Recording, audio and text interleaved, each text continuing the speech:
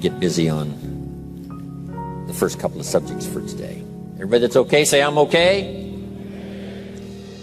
Here's the first subject that I've found so interesting I want to share with you. Then I want to talk about personal development, the subject that I started listening to age 25 that revolutionized my whole life, from my mentor, Mr. Earl Schoaf. Here's an interesting subject. Just jot it down now. It's called Enlightened Self-Interest. Enlightened Self-Interest. It's a fascinating study to study the idea of self-interest. But just make this note, all of us, have self-interest. The key is for it to be enlightened so that everybody wins and no one loses. Our first interest is to survive. What does it take to survive? Our second interest is to succeed. What does it take to succeed? What does it take for me personally to survive and to succeed? Can I legitimately be interested enough in the things that help me both succeed and survive? And here's what I discovered. The answer is yes. It's possible to exercise self-interest, but to do it in such a way that no one loses, everyone benefits. Key phrase: life was not designed to give us what we need. Life was designed to give us what we deserve. We do not reap a harvest in the fall because we need it. We reap a harvest in the fall because we deserve it.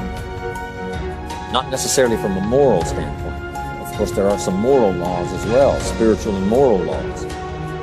But just the basic laws that simply say if you wish to reap, you must plant. So jot this down. Reaping is reserved for the planters. And the reason they reap is because they deserve it. They're the planters. They deserve to reap. Interesting Bible phrase that says, if you keep knocking, you'll find open doors. Good phrase to jot down. If you keep knocking, you'll find open doors. Doors of opportunity. Doors of a chance to meet someone. Doors open for association.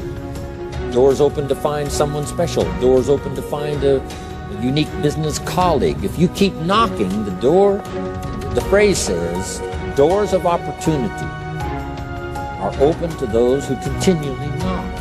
So we don't find open doors of opportunity because we need them. We find them because we deserve them. Only those who knock deserve to find an opening. But the promise is, if you continually knock, you'll find doors of opportunity. It says, if you search, you will find. So make the note, it's good. Finding is reserved for the searchers because they deserve it. Now, at first they may have needed it, but they now know that just needing it is not sufficient. But if they need it, now they must qualify for it. The reason why you're going to be blessed with good ideas this weekend is because you've come searching. You've gotten on an airplane to come searching. You got in your automobile to come searching. You got here searching. Now you're ready to receive. And for those who search, they will find answers. They will find plans. Imagination to stir yourself into action for future benefit.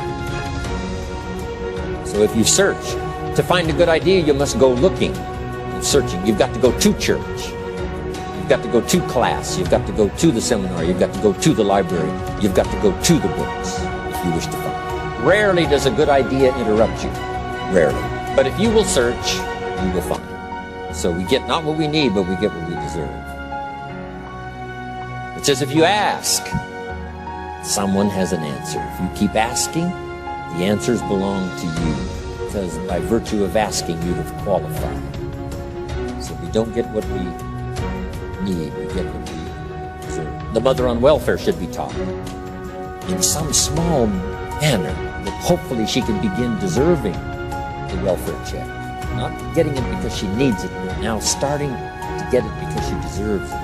If the welfare worker says to Mary, Mary, I brought a bucket of paint and a paintbrush, and the next time I come, if the door is painted and the fence here in front is painted, I give you the check for $450. Not that painting the door and painting the fence is worth $450. It's not worth that much, but it is the beginning of the process. So make that note. I want to begin the process of deserving. What would that be? What process should I begin engaging in to deserve good health, to deserve a good relationship, to deserve prosperity, to deserve an enterprise, to deserve the opportunity to build a city? What must I do to begin the process of deserving? So now the welfare worker comes back and the door is painted and the fence is painted. And now Mary gets the $450 to help take care of her children. Not because she needs it, but because she's beginning to deserve it. Then the welfare worker thinks of some other problem.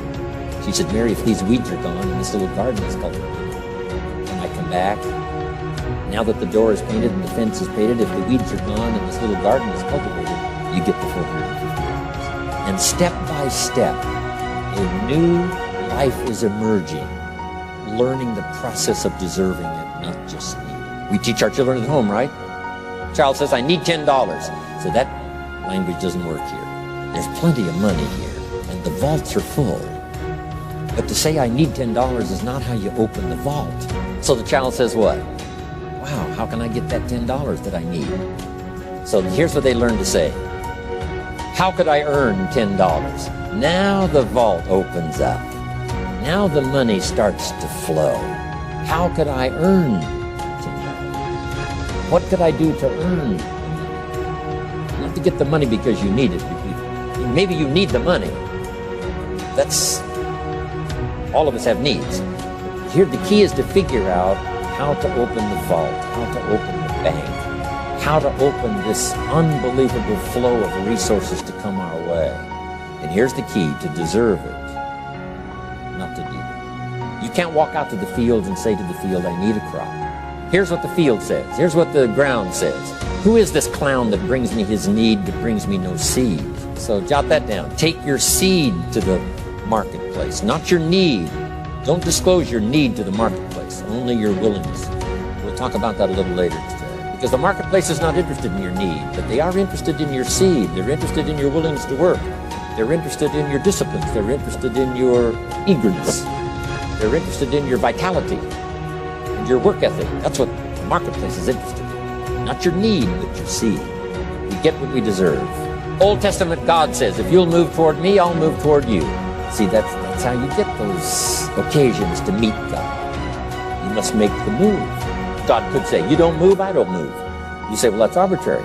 Well, when you're God, you can make it that way. So, the law says, if you wish to receive. Now let's talk about enlightened self-interest. If you wish to receive. And we would call the wish to receive self-interest. But if it's enlightened self-interest, here's what it says. I understand that in order to receive, I must give. Receiving is reserved for those who give. Receiving is not reserved for those who need it. It's reserved for those who deserve it. We deserve the receiving by giving. In fact, there's an extraordinary phrase in this little context, and here's what it says. It's better to give than it is to receive. Now, the uneducated person would find that difficult to ponder. Why would it be better to give than it is to receive? So let me give you one of the better phrases for the day. Here it is. Giving starts the receiving process. So of course it's better to give than it is to receive. How much receiving do you wish? You must start the giving process.